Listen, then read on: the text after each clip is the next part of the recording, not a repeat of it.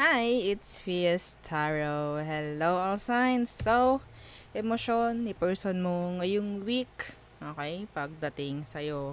Siyempre, before tayo mag-start, kung hindi ka pa nakakapag-subscribe, please do subscribe and hit the notification bell para lagi po tayo maging updated sa mga mangyayari pa lang. Okay? And yes, opo, kung may tanong po pagdating sa private reading, just message me sa akin pong FB page for more info. Ganun rin po pagdating kay Perception of Light. Okay? So, ito yung kanyang name sa FB page niya. Okay? Yeah, again, don't forget to follow. And syempre, yung may mga interesado na magpagamot si Kuya Dingsi po ay healer.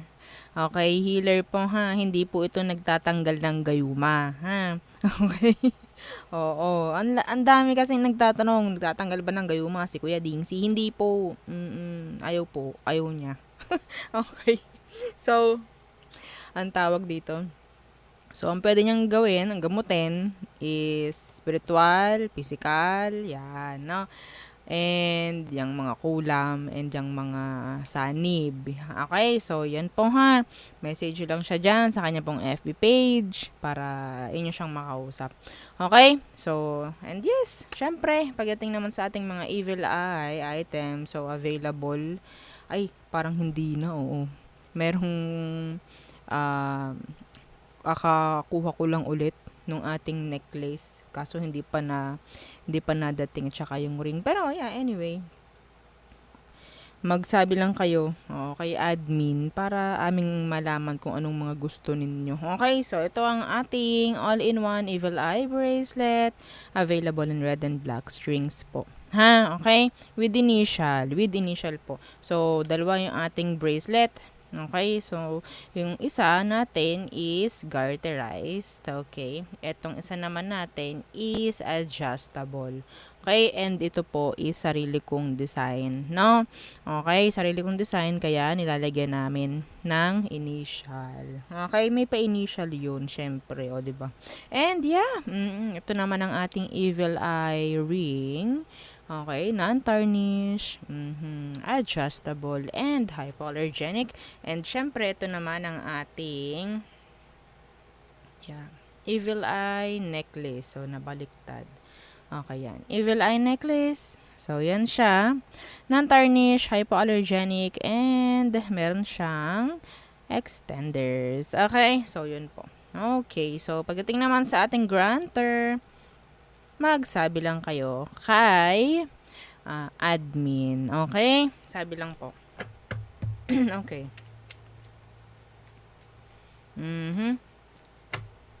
So, let's start. All signs, emotion ni person mo ngayong week. Okay? Yeah. Pagdating sa'yo, ano bang emosyon niya? Okay. Aries, anong emosyon ni person mo? The star. Some of them pwedeng Aquarius. What's with the star? The Knight of Coins.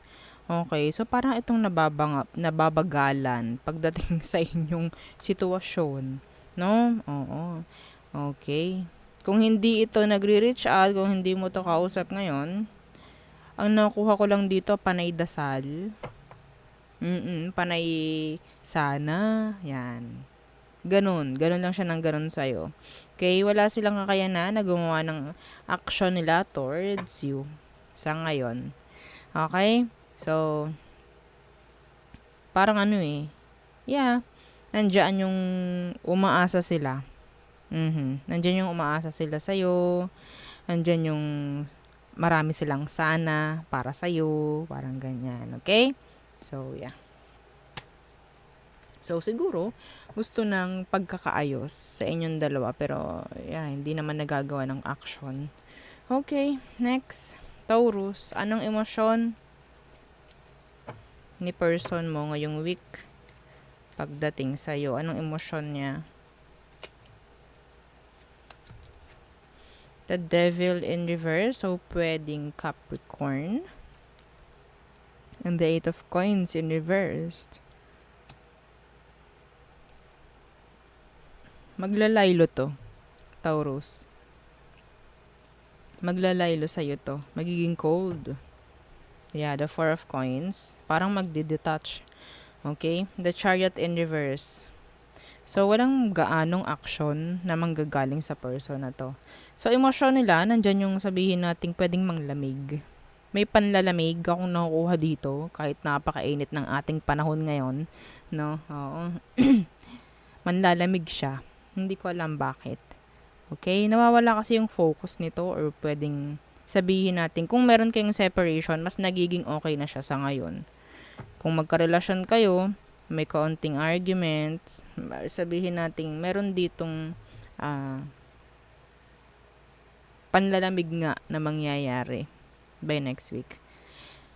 Okay? So, there. Next. Gemini. Emotion ni person mo ngayong week pagdating sa'yo, Gemini. Ano ang emotion? The Six of Swords. So, may pagdistansya. Why? Oh, the Six of Coins in reversed. Hindi mo to makikitaan ng fairness. Okay? Hindi mo makikitaan ng fairness itong person na to, Gemini. Some of them, puro pakabig. No? Oo, puro pakabig. Wala akong nakukuhang energy ng equal give and take dito, ha? Okay? Pababayaan ka niya or hahayaan ka nito. Yun ang nakukuha ko. Okay? Some of them may tinatago, kaya ganyan. So, in general, may pagdistansyang mangyayari sa kanya. Physically man, emotion man, may distansyang mangyayari. May pagdistansya. Okay, next. Cancer. Okay. Cancer. Emotion ni person mo ngayong week for you, Cancerians. Okay. The Hermit.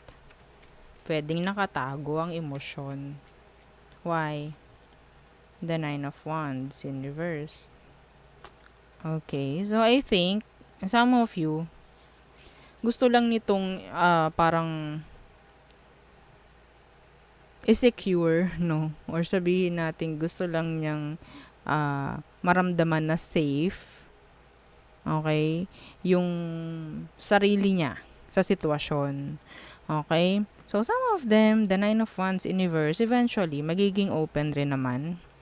Some of them, kung merong mga itinatago, pwedeng maging open or mag-open up by next week itong taong to sa'yo. Some of you, katrabaho mo to or kasama mo nga sa work itong person.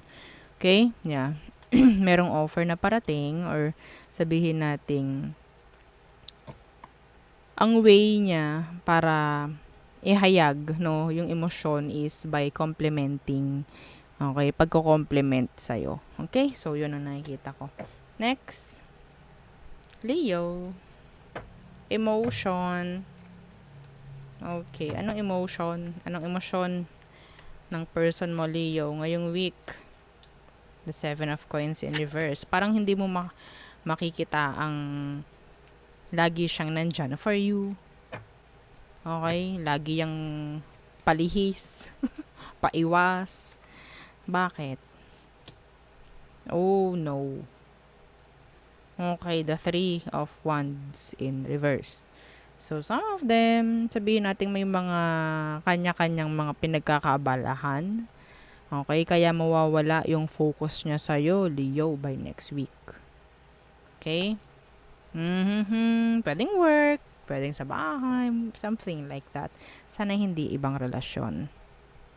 Yes, sana hindi. Okay, next.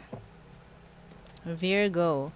Emotion ni person mo ngayong week. For you, Virgo. Emotion niya for you. The Page of Wands in reverse. They want to get your attention. Maybe some of you hindi kayo magkausap nito. Yeah, they want to get your attention. Yeah, oh, the Hierophant. They want you. Yes. Some of them, they're just waiting na magkaroon ng something like progress. Parang merong gustong gawing leveling up itong taong to. Pero I think hindi pa siya ganun ka-ready. The Page of Wands is here in reverse. I don't know kung bakit ganun. Okay? There's delay. Yeah, some of them pwedeng may takot or pwedeng hindi pa sila ganun katiwala sa sitwasyon or sa'yo or sa sarili niya. Okay? So, yeah, may takot siya. Or may tinatago. Okay, Libra. So, emosyon ni person mo ngayong week for you.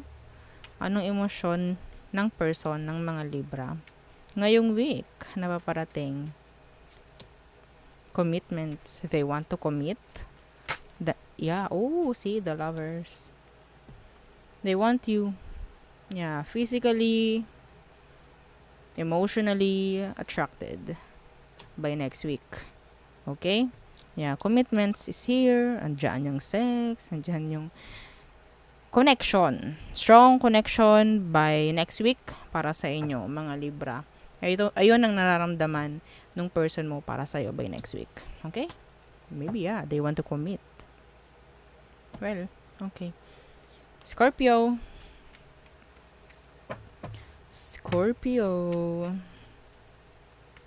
Anong emotion ni person mo sa'yo by next week?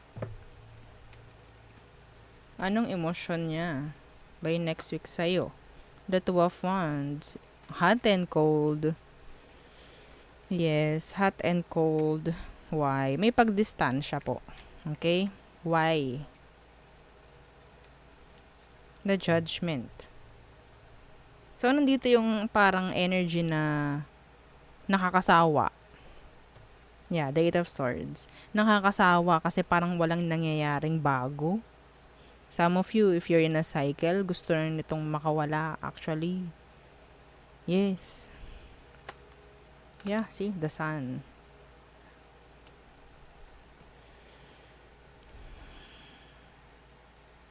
Some of you, kung hindi kayo magkarelasyon or kung hindi kayo magka-connect nito sa ngayon, they want you back. Pero they're like waiting for you na ikaw yung mag-first move. I'm sorry. Yes, yun ang nakuha ko. Okay, so next. Sagittarius. So, ano ang emotion ni person mo by next week?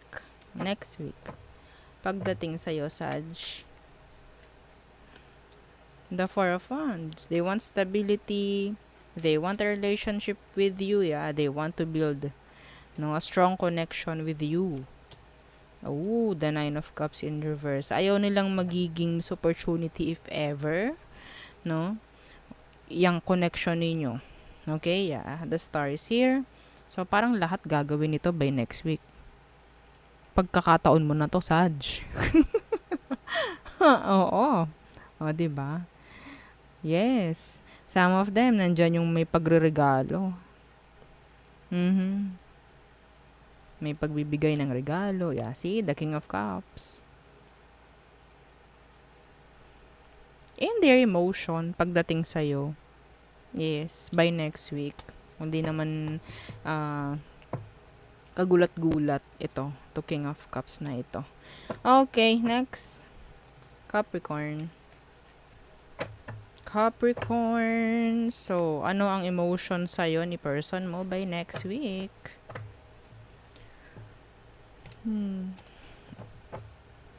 Okay, Capricorn. Emotion niya sa'yo? The Three of Swords. Why? Some of them, they're in pain. Yeah. Some of you have separation with this person. Okay. Oh, the Sun. They want you back. Gusto nito na bumalik ka, magkabalikan kayo. Gusto nito na magkaroon ng pagkakaayos sa'yo, sa inyong dalawa. Yes. The Ten of Swords, magkapatawaran. Gusto nito, yes.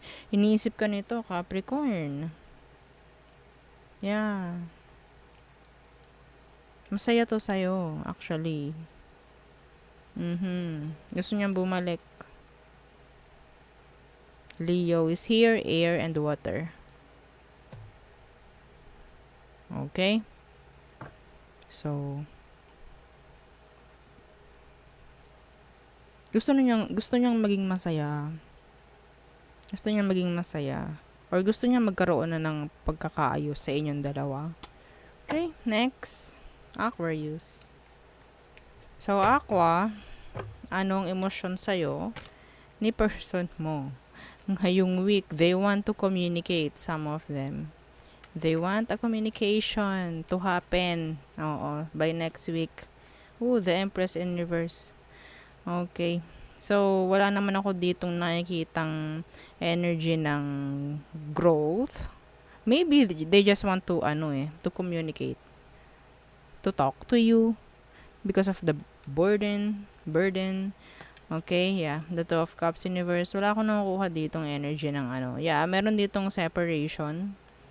Okay. Pero, yung mga magkakarelasyon dyan, may chance ang mapunta sa separation by next week. I'm sorry. Meron ako ditong nakukuhang mga away arguments. Labasan ng sama ng loob. Ganto ka, ganto, ganyan. Ikaw rin, ganun, ganyan. Okay, sige, oo, tama na to. Break tayo. Parang ganun. Ha? I don't know why. Kasi nga, pwedeng yun nga. Some of you, pwedeng nawawala na yung interest, nawawala na yung, kagustuhan ng taong to pagdating sa'yo. Okay? Ito lang. Oo, the Magician. Pwedeng, some of them, merong kausap ng iba. That's why. Okay, next. Pisces.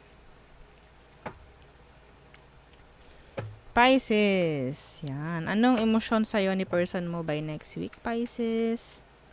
Okay. Yeah, don't forget to like po, ha? Share and subscribe. So, Two of Wands.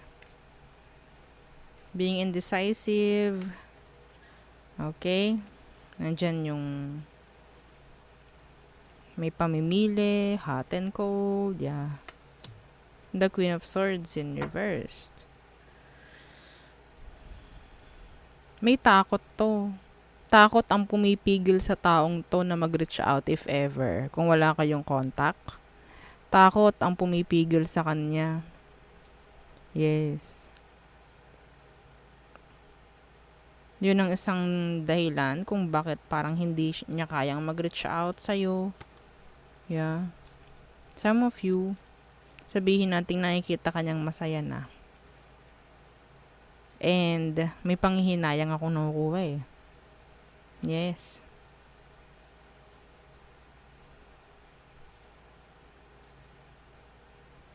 Nakakuha ko ng sadness or galit mula sa kanya. The bitterness. Okay? Some of you, nakakuha ko ng grudge dito sa taong ito. I don't know why. Grudge. Paghihigante. Yeah. The Six of Cups. Oh. Some of you, meron ng bago. And nakikita nila yon.